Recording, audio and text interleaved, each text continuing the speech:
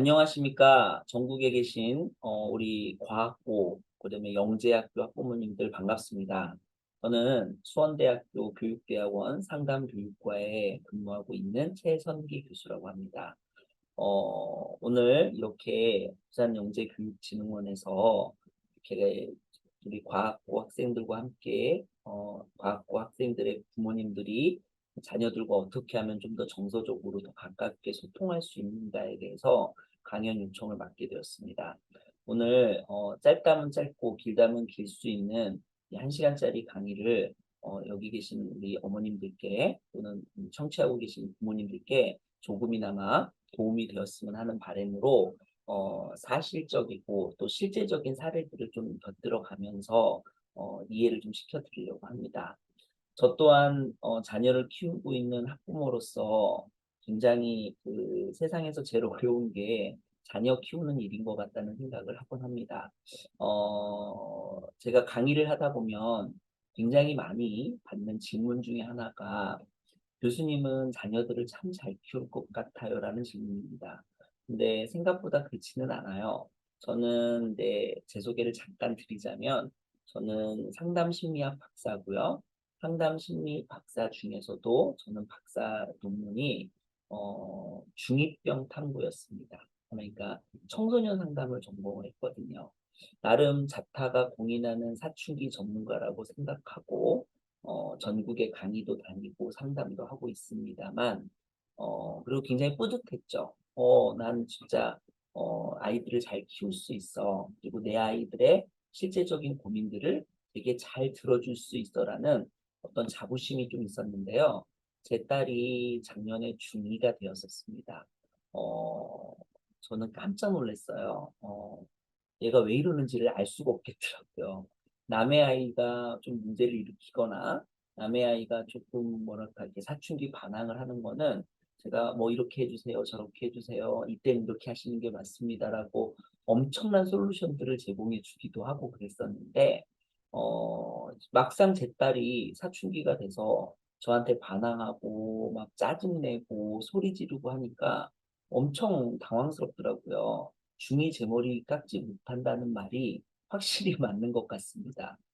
어느 날은 제게 제 딸이 그랬어요. 뭐 제 딸이 뭐 그냥 뭐 매일매일 어떤 날은 기분이 좋을 때는 막 살랑방구를 끼고 또 어떨 때는 막 그냥 나가 이러고 막 소리를 지르고 막 있는 대로 너 왜 그러냐 이렇게 하면은 막 짜증을 내고 그러던데 그러니까 부모니까 때로는 잘 참아주고 받아주다가도 이렇게 뭐랄까 조금 이렇게 선을 넘는다고 하잖아요. 아이들이 그럴 때는 확 혼을 낼 때가 있잖아요. 제가 한 번은 막 뭐라 그랬어요. 너 이렇게 버릇없게 구냐고 그렇게 했더니 제 딸이 저한테 그러더라고요.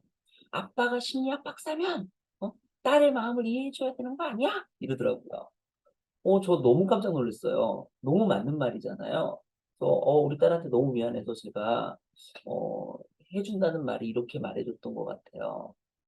아빠가 남자 중학생 전공이야. 여중생의 마음을 잘 몰라서 그래. 라고 얘기했던 적이 있었던 것 같아요. 네, 이 말씀을 드리는 이유는 뭐냐면 음, 저 또한 좌충우돌하면서 아이들을 키워내고 있다라는 거, 그러니까 여기에서 전문가라고 생각해서 제가 다 옳다, 지금 제가 말하는 게 다 맞습니다라고 얘기하는 게 아니라, 저 또한 아이를 키워나가는 과정 중에서 이렇게 좌충우돌하고 있습니다. 그런데 그럼에도 불구하고 우리가 어떻게 자녀를 키우는 것이 이 정서 함양에 조금이라도 도움이 될까? 거기에 맞춰가지고 오늘 좀 여러분들한테 여기 계신 부모님들한테 조금이라도 제 얘기가 도움이 되었으면 하는 바람으로 이 자리에 섰습니다. 어, 그 정서함양이라는 말이 되게 이렇게 좀 브로드하잖아요. 되게 내용 자체가 크고 정서라는 것도 잘 개념이 잡히지 않고 뭐 이러신 것 같아요. 저는 이렇게 생각해요. 많은 그제 제자들에게 제가 우스갯소리로 상담이 뭐라고 생각하느냐라고 질문한 적이 있어요. 도대체 상담이 뭐라고 생각합니까? 라고 또는 상담을 공부하러 온 우리 대학원 친구들한테 왜 상담을 공부하려고 하냐 또는 상담이라는 게 뭐라고 생각하느냐라고 제가 질문을 많이 하는데 학생들이 이렇게 정확하게 답을 잘 못할 때가 있어요.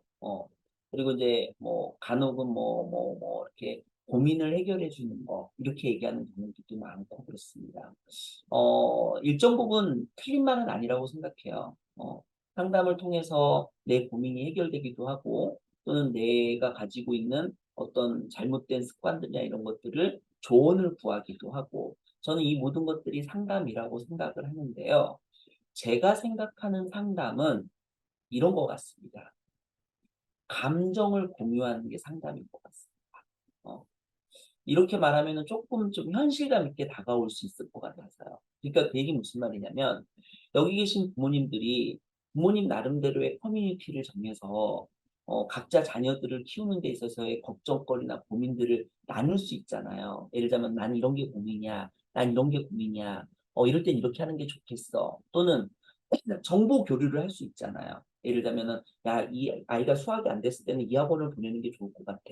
우리는 이렇게 아이한테 대비를 시켜봤더니 애가 되게 좋아하는 것 같아. 특히나 여기 계신 부모님들은 어찌됐든 이런 표현이 좀 웃기기는 한데 다른 부모님들의 부러움을 살 수 있는 대상인 거잖아요. 과학 영재니까 내 자녀가. 그러면은 거기에 맞는 어떤 정보 교류들을 되게 잘 하실 거라고 저는 믿어 의심치 않습니다. 그런데 그런 이야기들을 나누는 것이 상담이냐? 그럴 수 없잖아요. 예를 들자면은 내 커뮤니티에 있어서 그런 정보 교류를 하는 것이 상담이라고 저는 볼 수는 없고 그게 만약에 상담이 될 것 같으면 감정이 공유가 돼야 되고 감정을 나누어야 돼요. 감정. 그리고 저는 이런 감정의 총합체를 정서라고 보고 있는 사람 중에 하나입니다. 그러니까 어 저는 모르겠어요. 제가 상담을 공부한 지 올해로 22년 차가 되고요.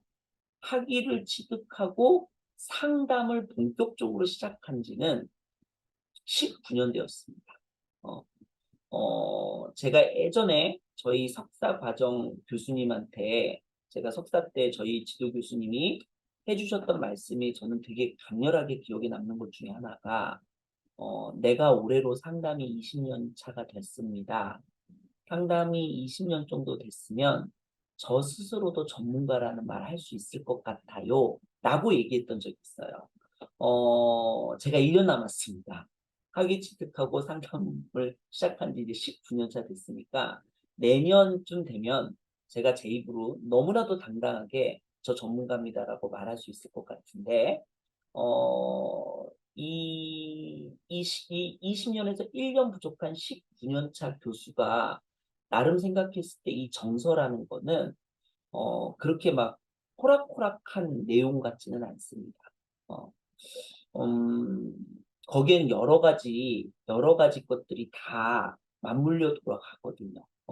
예를 들자면, 우리가 자녀를 이해할 때, 내 자녀를 이해한다라고 말했을 때, 내 자녀는 이래요. 라고 딱 정의할 수 없는 것들이 있어요. 어, 물론, 내 배 아파서 난 아이들이거든요. 맞죠? 눈에 넣어도 아프지 않을 만큼. 음, 참 이 자녀가 주는 그런 기쁨이 있잖아요. 그럼에도 불구하고 내가 내 자녀를 객관적으로 이해한다는 건 되게 어려운 일인 것 같아요. 저 또한 그건 마찬가지인 것 같고요. 우리가 누가 누군가를 이해한다고 할 때 그 이해 속에는 다음과 같은 세 가지 관점을 이해해야 됩니다. 어, 일단은 제가 첫 번째 강의는 기본적으로 청소년에 대한 이해로 시작을 하려고 하거든요. 근데 청소년에 대한 이해 속에서 첫 번째로 봐야 되는 게, 어, 다음 세 가지 관점이라고 얘기했잖아요. 그 세 가지 관점을 이해해야만 됩니다. 저는 PPT를 잘 사용하지 않아요. 오프라인 강의에서도 PPT를 사용하지 않는 강사로 되게 유명한데 저는 줌에서도 마찬가지입니다. 이렇게 판서 형태로 써서 할 건데 한번 보십시오. 청소년을 이해한다고 할 때 청소년을 이해하는 세 가지 관점은 신체적 관점, 심리적 관점, 사회적 관점을 이해해야 된다는 겁니다. 오늘 강의가 30분, 30분으로 해서 두 타임으로 나뉠 텐데 첫 번째는 청소년에 대한 일반론, 그다음에 두 번째는 이 일반론을 가지고 있는 이 청소년들을 내가 어떻게 정서해야만 시켜줄까에 대한 부모의 자세로 두 파트로 나눠서 진행할 예정입니다. 그 첫 번째가 바로 신체적인 관점을 이해해야 돼요.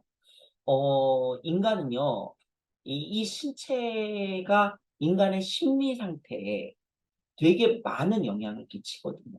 어, 모르겠어요. 제가 이게 지금 온라인 수업이다 보니까 어머님들이 이렇게 일방적으로 제 강의를 들으셔야 되는데 제가 어머님들의 얼굴이라든가 또는 부모님들의 어떤 상태를 지금 전혀 모르거든요. 근데 제가 예전에 공부할 때 생각해 보면 그래요. 우리가 통상적으로 평균적으로 30대 초중반의 아이를 낳잖아요. 어? 그러면은 뭐 30살에 낳았다고 가정합시다.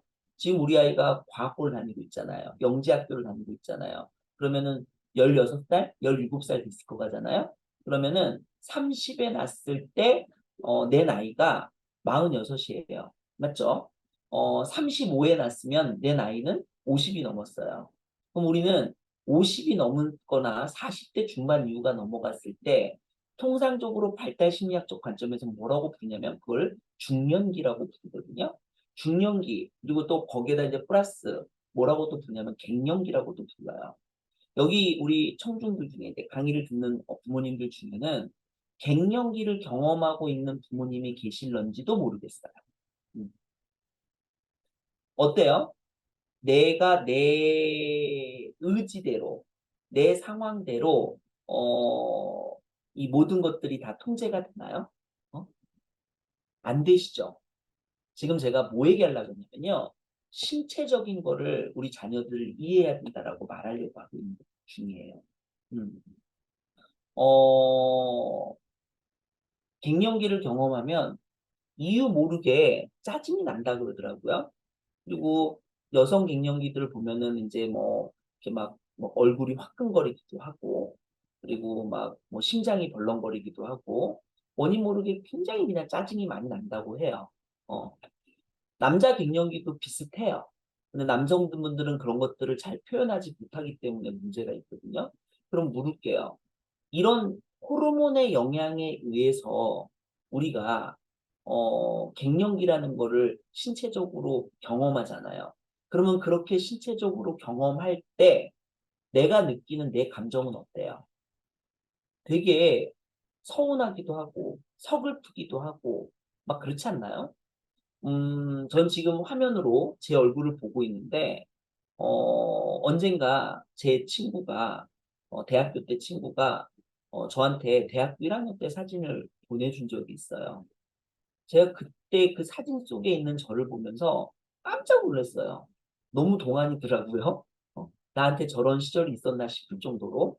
음, 지금은 화면으로 비추니까 잘 모르시겠습니다만, 이게 저 이렇게 가까이서 얼굴 보면 주름도 자글자글 하고요. 많이 늙었어요. 여기 보면은 이렇게 흰머리도 좀 있고요. 어, 그런 거를 이렇게 경험할 때, 아, 나이 들어가는 것 때문에 되게 서글프다라는 생각을 할 때가 있고, 괜히 떨어지는 낙엽만 봐도 눈물이 나기도 하고, 이렇잖아요. 그런 것들을 알아채는 것이 감정인 것 같다고요. 그런 감정의 총합이 나의 정서를 지배한다고 보시면 돼요. 그런데 사춘기 청소년들이 호르몬에 의해서 움직이는 것들이 되게 많다고요. 신체적인 관점에서. 음. 그러니까 우리들이 갱년기를 경험하면서 호르몬에 의해서 내 감정선이 막 오락내리락 하듯이 사춘기 아이들도 또는 지금 이제 아직은 미성년자라고 불리는 우리 고등학생 친구들도 그런 어떤 신체적인 호르몬에 의해서 아이들이 오르락 내리락 할 수 있겠구나예요. 저는 그거를 이해해 줘야 된다고 생각해요. 그런데 그런 것들을 다 이렇게 하면서도 불구하고 우리 아이들은 과학 영재라는 얘기까지 듣게 된 거잖아요. 그러니 얼마나 행복한 일이에요. 그렇게 뭐 그렇습니다. 신체적인 관점을 많이 받아줄 필요가 있다. 어, 그리고 흔히 시쳇말로 사춘기 아이들이 이런 건 있는 것 같아요. 어, 이 신체적인 호르몬의 문제도 있지만 이 정서적, 이 두뇌의 문제도 좀 있는 것 같아요. 기본적으로 영재란 얘기를 듣는다고 한다면 아마도 지능 자체가 꽤 높을 확률이 높아요. 어, 뭐 지능이라는 것이 이렇게 평균 정도로 계산을 해서 이렇게 IQ가 뭐 140이 넘어가면 멘사 또는 상위 0.1%에 해당된다. 통계적으로는 그렇게 얘기하거든요. 그리고 우리나라는 잘 모르겠어요. IQ가 이렇게 높으면 부모들이 되게 좋아하는 것 같아요. 그러니까 우리나라는 어쨌든 학습적인 능력이 뛰어난 아이들이 부모들이 되게 마음이 막 좋은 것 같아요. 근데 저도 저희 딸보다는 아들이 공부를 좀 더 잘하거든요. 뭐 아들이 그냥 조금 더 이쁜 것 같아요. 왜냐면 얘는 왠지 나를 덜 신경 쓰게 할 것 같은 느낌이 있단 말이죠. 어, 그런데 우리 이 사춘기 청소년들의 두뇌에서는 그런 어떤 지능적인 영역만 있는 게 아니라 감정을 담당하는 영역도 뇌가 잘한대요. 그러니까 우리가 청소년을 이해할 때는 제가 지금 이 시간엔 청소년의 일반론적인 걸 말씀드린다고 그랬잖아요. 사춘기 아이들이 경험하고 있는 어떤 이런 신체적인 변화, 성호르몬에 의해서 엄청나게 남자아이들은 남성으로서 자라고 여자아이들은 여성으로서 자라나는 이런 것들이 호르몬적인 문제다. 즉 호르몬적인 문제에 의해서 기하급수적으로 내가 발전하는 거예요. 내가. 기하급수적으로 내가 성장하는 거예요. 그 성장 과정에서 아이들이 자기 이 감정이 이렇게 스테이스터블, 그러니까 이게 평온하지 않을 수 있다는 거죠. 그렇기 때문에 그걸 좀 이해해달라는 거가 있었고, 두 번째는 청소년의 뇌를 좀 봐야 된다는 거예요. 저는 여기에 굉장히 많은 포커싱을 두고, 강의를 되게 많이 하는데, 이 사춘기의 뇌, 물론 사춘기를 딱 어떻게 막 기간으로 딱 정할 수 없어요. 예를 들자면 중학교 2학년부터 중학교 3학년까지가 사춘기다. 이렇게 말할 수 없어요. 요즘에 제가 만나고 있는 우리 상담하는 내담자들의 이야기를 들어보면 초등학교 4학년, 5학년 또 그 전 막 3학년 때부터 부모들이 막 제 사춘기인가 봐요. 왜 이렇게 그냥 이렇게 짜증을 내는지 모르겠다. 이런 경우들도 막 있고 그러거든요. 그러니까 사춘기를 기간으로 정의할 수는 없지만 통상적으로 우리가 그냥 이렇게 청소년기라고 불리우는 그 청소년 기간에는 대부분 다 그냥 이렇게 사춘기라고 보자. 왜 갱년기도 10년씩 앓고 있는 분들도 계시거든요. 40대 중반부터 50대 중반까지 갱년기라고 하시는 분들도 있듯이 그렇게 논다고 가정했을 때 이 사춘기의 뇌는 되게 중요해요. 왜 중요하냐면 사춘기 때 뇌가 이렇게 자라는 영역이 있다고 해요. 그러니까 우리의 뇌의 영역들이 제가 뇌 전문가가 아니니까 다 말씀드릴 수 없겠습니다만 좌뇌, 우뇌, 전두엽, 후두엽, 측두엽 이래가면서 막 우리 뇌가 이렇게 영역들이 다 이렇게 있잖아요. 그 뇌의 영역에서 정말로 이렇게 다 태어날 때부터 그 뇌 영역이 다 이렇게 활성화돼서 잘 움직이고 있는데요. 사춘기 때만 이 영역이 발달되는 영역들이 있대요. 그게 뭐냐면 이거는 조금 메모해 두시면 좋을 것 같아요. 그게 전전두엽과 편도체라는 영역이래요. 이거는 제가 얘기한 게 아니고 우리 서울대학교 소아정신과 김북년 교수님께서 굉장히 오래전부터 강조하셨던 내용 중에 하나예요. 사춘기의 뇌가 되게 중요하다.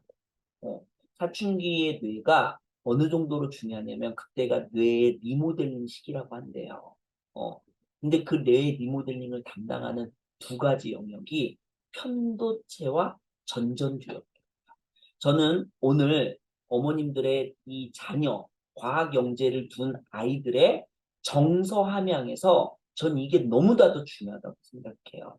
내 아이의 편도체와 전전두엽을 어떻게 하면은 발전시켜 갈 수 있을까? 어떻게 하면 여기에 좀 더 많은 자극이 돼서 내 아이가 정서가 함양될 수 있을까? 그러면은 편도체가 뭐길래?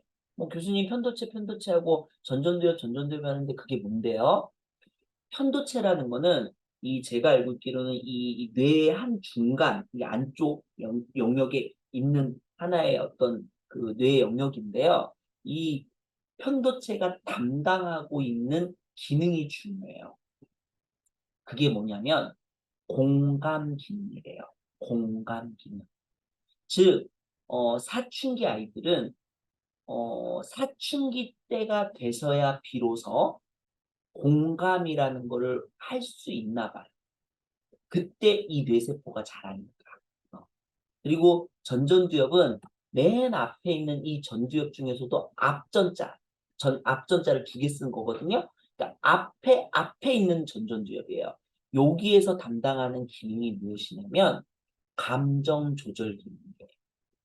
근데 앞서 말씀드렸던 것처럼 사춘기가 되어서야 편도체와 전전두엽이 활성화된다. 이론에 의하면 가만히 내버려 두면 전전두엽과 편도체가 자라지 않는데요.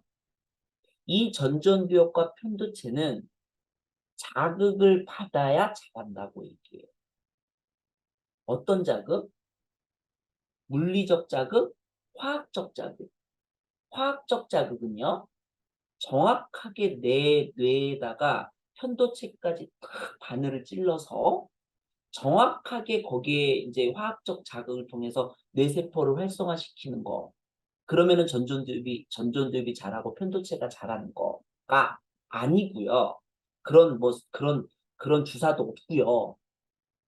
오로지 이 전전두엽과 편도체가 자랄 수 있는 방안은 물리적 자극밖에 없대요. 여기 계신 부모님들 교통사고 한번 나보신 적 있나요? 뭐 가볍게 뭐 접촉사고라든가. 그럼 우리 뭐 받으러 가요? 물리치료 받으러 가죠. 그 물리가 눈에 보여요? 예를 들자면 막 여기에다가 뭐 넣고 뭐 좌회선 쬐주고 막 이렇게 하잖아요. 그다음에 뭐 찜질해주고.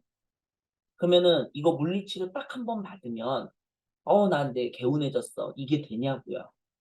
저는 제가 가본 병원들은 대부분 물리치료를 권유하시는 우리 의사 선생님들이 제게 한 얘기는 최소 3개월, 뭐 5개월, 6개월 받아야 이게 효과가 있습니다라고 얘기하더라고요. 근데 뭐 현대인들 너무 바빠갖고 그렇게 받을 수가 없잖아요. 편도체와 전전두엽을 자극하는 건 오로지 물리적 자극밖에 없거든요. 한 번 잘해줘서 되는 문제가 아니란 뜻이에요. 물리적 자극은 뭐냐면 이런 거예요. 사랑받아본 경험이 있는가? 인정받아본 경험이 있는가? 우정, 의리, 협동, 이런 것들을 아이들이 느꼈을 때, 그때 이 뉴런과 시냅스가 작동해서 전전두엽과 편도체를 활성화시켜준다. 모르겠어요. 이거는 검증된 얘기는 아닌 것 같은데요. 제가 들은 바에 의하면 사춘기 때 전전두엽과 편도체가 자라지 않으면 나중에 성인이 돼서는 절대 자라지 않는다. 그냥 그 상태로 산다는 거예요. 제가 아까 부모님들께 말씀드렸어요. 전전두엽과 편도체의 역할이 있다고. 전전두엽과 편도체의 역할이 뭐라 그랬어요? 전전두엽은 감정을 조절하는 기능이고요. 편도체는 공감 기능이라 그랬어요. 그러면 만약에 내 아이가 전전두엽과 편도체의 자극을 받지 못한 채 성인이 됐어. 그러면 얘는 끝까지 죽을 때까지 안 자란다. 그러면 공감을 좀 못하는 아이가 될 거고요. 감정 조절을 못하는 아이가 되겠죠. 저는 사춘기가 그래서 되게 중요하다고 생각해요. 이때 자극을 많이 받아야 이때 자극을 정말 많이 받아야 저는 이 뭐랄까 우리 과학 영재 아이들이 훨씬 더 풍성한 감정과 정서를 함양할 수 있는 아이가 될 수 있다고 봐요.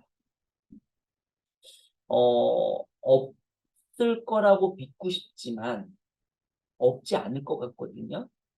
내 아이가 공부를 잘하니까, 내 아이가 공부가 중요하니까 여기 계신 부모님들 중에는 얘가 조금 싸가지가 없어도 그냥 뭐 이렇게 넘어갈 수 있을지 모르겠어요. 근데 한 번 정도는 우리는 고민해봐야 될 것 같아요. 내 아이의 전전두엽과 편도체를 어떻게 하면 자극시킬 수 있다? 물리적 자극만 가능하다. 사랑받아 본 경험, 존중받아 본 경험, 인정받아 본 경험, 친구들과의 우정, 의리, 협동 이런 것들을 진하게 느꼈을 때 여기가 자극이 된다. 사랑받아 본 경험 이렇게 얘기하면 또 우리는 대단히 주관적이라 느낌들이 달라요. 제가 상담을 해보다 보면 부모들이 이런 얘기들 되게 많이 해요. 어떤 얘기들 되게 많이 하는 줄 아세요? 저는 얘를 사랑했어요. 근데 얘는 끝까지 저한테 애정을 갈구해요. 이런 얘기 되게 많이 해요. 참 그것 또한 슬플 때가 있어요. 저는 제가 강의할 때 그런 얘기도 많이 하거든요. 부모가 줄 수 있는 사랑의 양이 내가 줄 수 있는 사랑의 양이 100이야. 그러니까 나는 100을 최선을 다해서 주고 싶어. 그런데 내가 내 배 아파 난 내 자녀들 중에는 사랑을 받고 싶은 어떤 아이는 사랑을 120을 받아야 100을 받았다고 느끼는 자녀가 있고요. 어떤 자녀는 80을 받아야 80만 받아도 100을 받았다고 느끼는 아이가 있어요. 그러면 여쭤볼게요. 120을 받아야 100을 받았다고 느끼는 아이를 내가 낳았다면 내가 만약에 100만 줬어. 그럼 이 아이는 20이 늘 결핍이다. 그 다음 80만 받아도 100을 받았다고 느끼는 아이를 만약에 낳았다면 이 아이는 내가 100을 주면 20이 과잉이라. 그럴 수 있다는 거예요. 근데 뭐 그 20 차이가 인생의 전반을 막 좌지우지하지는 않아요. 단 우리 부모들이 과학 경제를 어떻게 정서에 함양을 시킬까를 고민한다고 했을 때 그 사랑받아 본 경험, 존중받아 본 경험, 인정받아 본 경험이라는 이 경험의 주체가 아이들이어야 된다는 거예요. 즉, 얘들이 저희 엄마 아빠는 저 많이 사랑해 줬어요. 애들이 느낄 때 저희 부모님은 저를 존중해 줬어요. 애들이 느낄 때 저희 부모들은 저를 인정해 준 것 같아요. 라고 느꼈다면 게임 끝. 더 강의 안 들으셔도 돼요.